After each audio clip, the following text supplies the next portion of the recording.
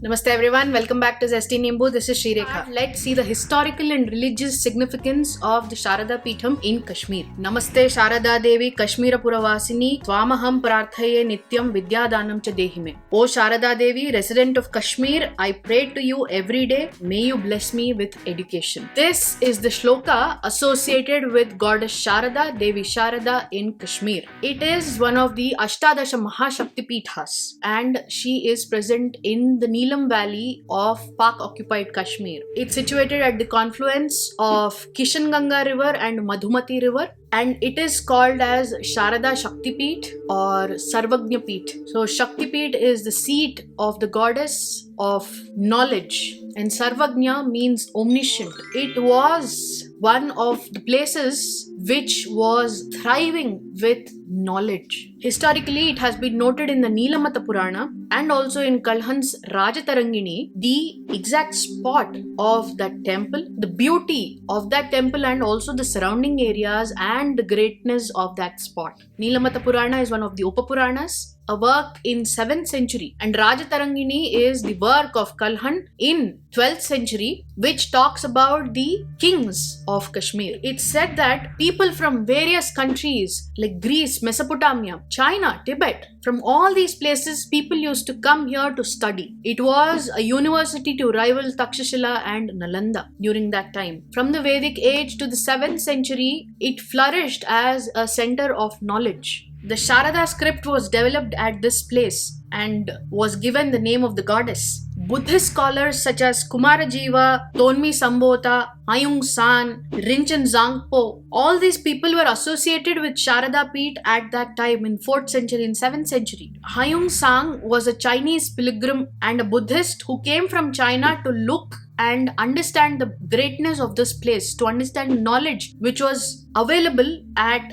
the Sharada Peeth. He found that it was a flourishing center of education, not just for Shaivism, Vaishnavism, but also for Buddhism, Jainism, etc. And all these coexisted at that place. In the 16th century, Abul Fazl ibn Mubarak, the Grand Vizier of the Mughal Emperor Akbar, described Sharada Peeth as a stone temple regarded with great veneration. Then there was Al-Biruni, who recorded this place as a shrine housing a wooden image of Sharada. It is said that Lalitaditya Muktapida of the Karkota dynasty commissioned to build a temple at that place, at the Neelam Valley where Sharada temple is located. And of course, Adi Shankaracharya went and won against all the scholars who were there. There is a story in Shankar Digvijaya written by Vidyaranya Swami where it seems Adi Shankara had heard of a temple in the north in Kashmir where there were 4 doors from north, south, east and west, and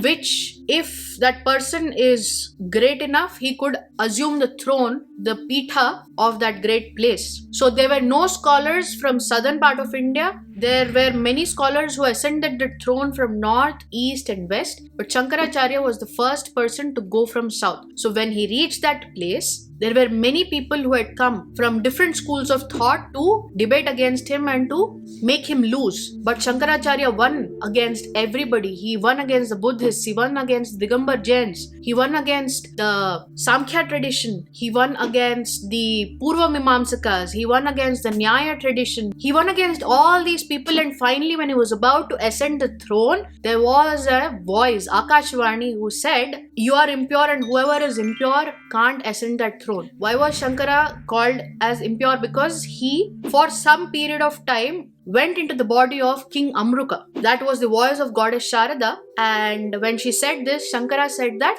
"I have never committed any sin with my body. I entered into somebody else's body, but that doesn't count." And with this kind of debating skills, with this kind of thought process, he won over goddess Sharada also, and she agreed to let him sit on the throne. So this is the story associated with Adi Shankara, and there is also one more story wherein Adi Shankara requested the great goddess to come to south as well, to his birthplace, which is Kaladi. But she had one condition. She said, "You should never look back."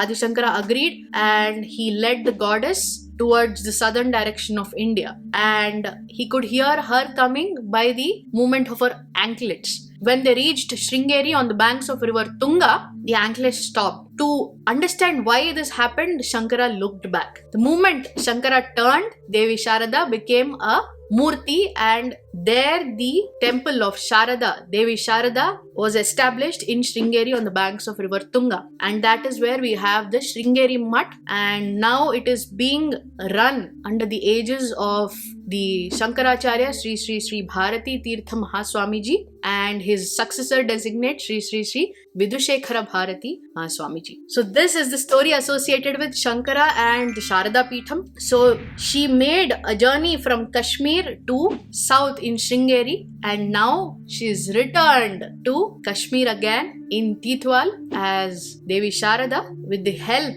of the Sringeri Shankaracharyas and also the government of India. So this is the historicity and the religious significance of the great Devi Sharada in the Neelam Valley of Kashmir. This was called as Sarvagnya Peetha, which is the seat of knowledge, complete knowledge, and the Shakti Peeth, one of the Ashtadasha Shakti Peeths, where it is said that Devi Sati's right hand fell. So this is the story of Sharada Peeth and the story of Adi Sankara, how he requested the goddess to come to Sringeri as well. So hopefully, as goddess Sharada returns to Kashmir, she will also return to the Neelam Valley where she was actually situated from the Vedic era. So I hope you have liked today's video. The Sanskrit word of the day is Avedanam, which is an application. The Avedana of the devotees was accepted by Devi Sharada, and hence she is returned to her abode in Kashmir. The question of the day is, after which rishi is Kashmir named as such? Let me know the answers in the comment section. The Rishi of the week is Shaunaka Maharshi. Who is this great Maharshi? Let me know in the comment section. I'll look forward to all your answers. Check out my website zestinimbo.com. I'll see you all in the next video. Until then, namaste.